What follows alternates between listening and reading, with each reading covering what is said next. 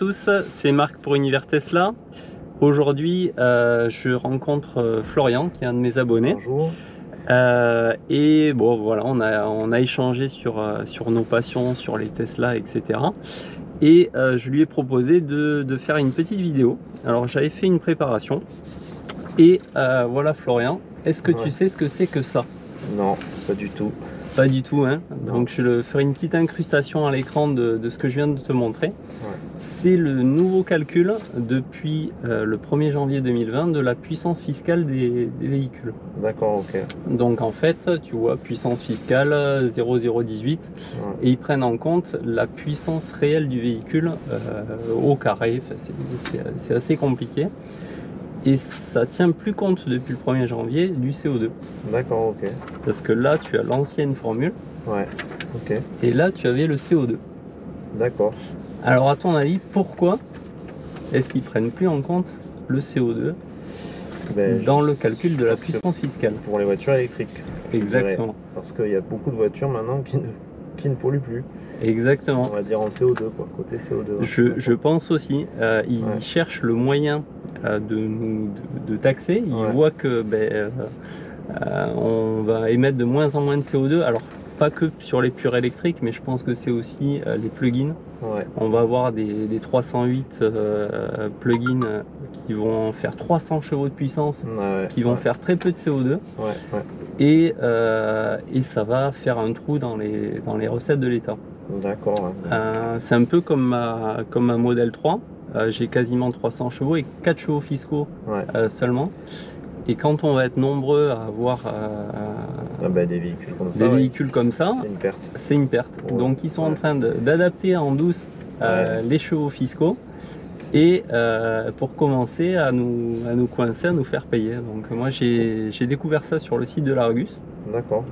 C'était passé totalement inaperçu. Et voilà, j'ai trouvé que c'était pas très cool pour promouvoir la mobilité électrique et pour nous taxer encore plus, quoi. C'est ça. Ouais.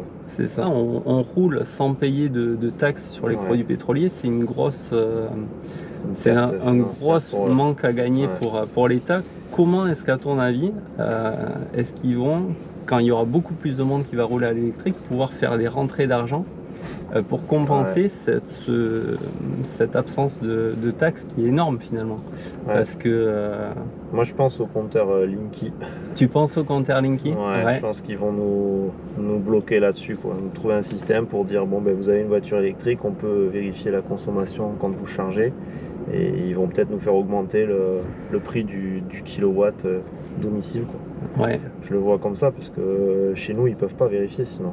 Qu'est-ce qu'on utilise comme conso, quoi. Donc je pense qu'avec les compteurs Linky, vu qu'ils peuvent tout contrôler et tout calculer, à mon avis ils vont peut-être renégocier un peu le prix du kilowatt. Donc on arrive aux alentours de 4 €, 5 € 100 km, comme une voiture diesel. Je le sens comme ça, moi.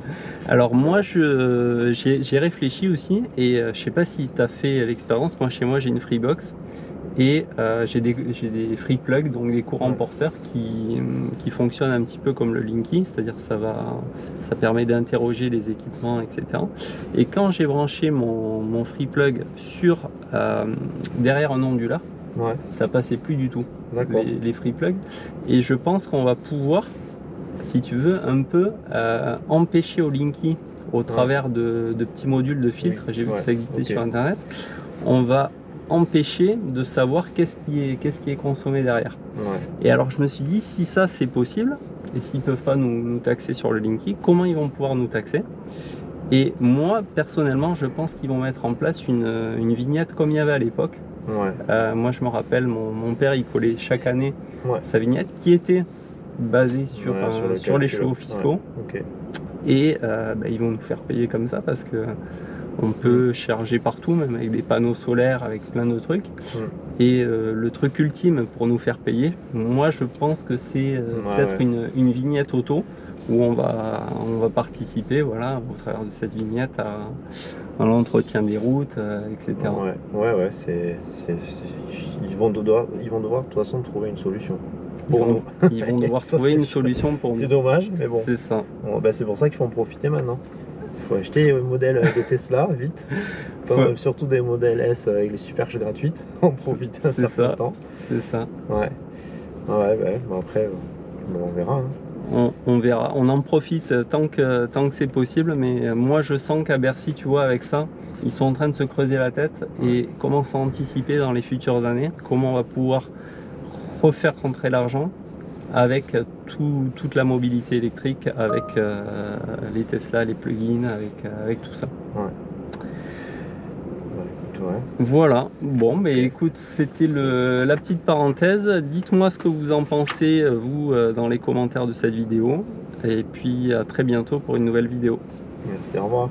Au revoir.